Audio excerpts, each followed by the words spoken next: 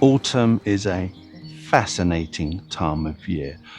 The harbinger of winter, the gardens are alive with wildlife, rummaging through the bounty that the autumn has provided with berries and seeds, and the colours of your plants with their glorious muted tones is a delight to see.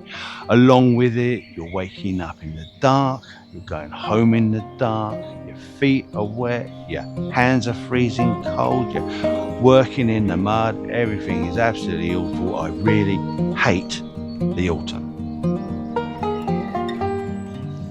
Autumn also creates an awful lot of mess with the leaf drop, but one of the good things about the autumn is that your plants are slowly moving into dormancy, which means you can do remedial cuts on many of your plants, and that is what this video is about. It's not about those cuts you can do, it's about those trees you should not be cutting yet. Not yet. You need to wait until the deepest, darkest, coldest part of the winter before you attempt any of this work.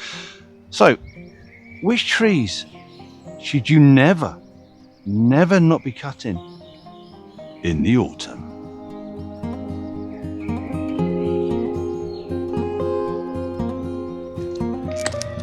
So, I'm going to break this down into 3 sections. The first is those trees which, if you cut them now in the autumn, exposes them to a greater risk of bacterial or fungal infection.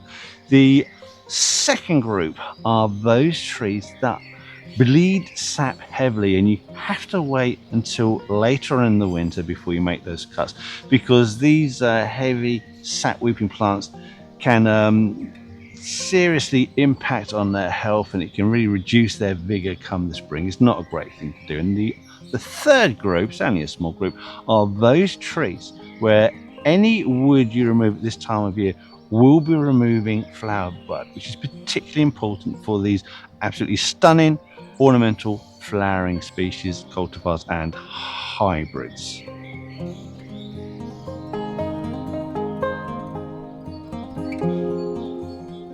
Apples, pears, rowan and hawthorns can all be prone to the bacterial infection called fire blight. Now, there is no cure for it. You cannot spray for it. So if you have fire blight in your area, it is quite distinctive when you see it. It does look like part of the plant has been affected by fire with the blackened drooping leaves. It's a horrible thing.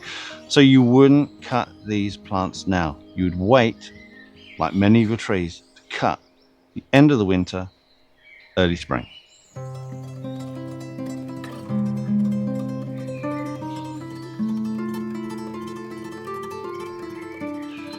Cutting oak trees now is also a particular problem, especially if you live in the United States. Oh, say can you see? Because at this time of year they can be prone to oak wilt, which is passed on to freshly cut trees by a beetle. Do not cut these now. Again, wait until the end of the winter, the beginning of spring, when they are fully dormant and the beetle is inactive.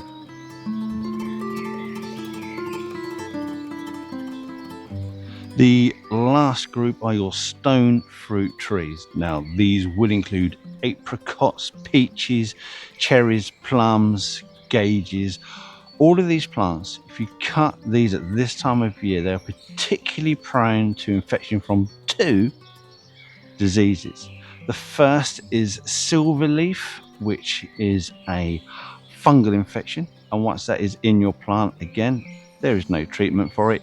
You'll just have to wait for the disease to take its course, which will eventually kill off your tree. The second one is bacterial canker. Again, you get these infections in your plant. You cannot treat it. There are no sprays. But if you catch it early and you remove a large section of the tree, which hopefully you've removed all of that infection, then you may get away with it and your plant may survive. Other than that, no. That is also going to, in time, die. Oh, hold on a minute. If you're finding this video useful or even just mildly amusing, then don't forget to click the thumbs up, press on that subscription, and if you want to be notified of whenever we release a new video, then click on that notification bell. It helps us more than you know, and it allows us to do stupid visits like this in the future. Anyway, let's continue to find out what old boiled butt has to say. I've got bloody glasses back on. Too hot, too sunny. It's too lovely. So, group 2, those trees that weep their sap heavily if you cut them in the autumn. So these include your birches, an absolutely beautiful range of coloured bark forms. There's some fantastic cultivars nowadays where the whiteness is whiter and it extends further down the trunk to give you a better display. Don't cut those at this time. And if you do cut those, always cut to a fork so that you're doing the job sympathetically. You just can't go out there and do like a haircut over the top because you severely affect the habit of the plant, ruining its shape. So don't do that. You have your willow trees, which here in the UK we love the weeping willow, and I am seeing more diseases showing on these again. Don't cut these now because of the sap. You have your acers, which are your maples, and these would include your Japanese maples. They would include your European maples like your sycamores, your Canadian maples. All of these again, no, you don't cut these at this time of year. And one more, your walnut trees, again very popular in the UK and across Europe. Every single one of these plants you don't cut now, you always wait until deepest, coldest, darkest day of winter. Just to add to that, you've got to be a bit careful with those birches because you don't want to leave it too late, because even as you start going from midwinter to late winter, the sap will start to rise quite early, so be very, very careful. So the last group number 3, those plants that if you cut any of the wood on that plant, you will be removing flowering bud. And there's 2 plants in this group.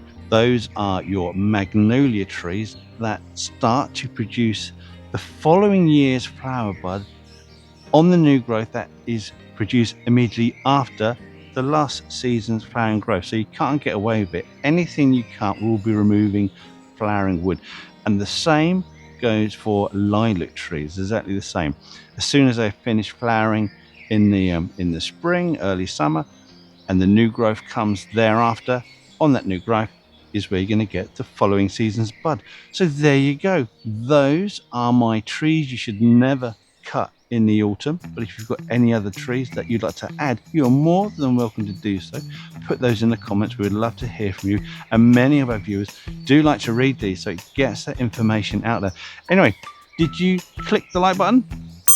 Did you click that like button? I hope you did. It really supports the channel. Anyway, thanks for watching, and I will see you hopefully in the next video. Goodbye. Right, now just before you go, if you want to see more content, more behind the scenes stuff, and images that I've taken of some weird freaky plants over the years, then you're in luck, because we've created an Instagram page. So you can find the link in our description. You can find the link on our main page, and if I'm clever enough, I might be able to get a link somewhere up there. Anyway, thank you for watching, and if you want to see more YouTube stuff, then check out this video here. That's quite a good one. And if it doesn't float your boat, then another one right there.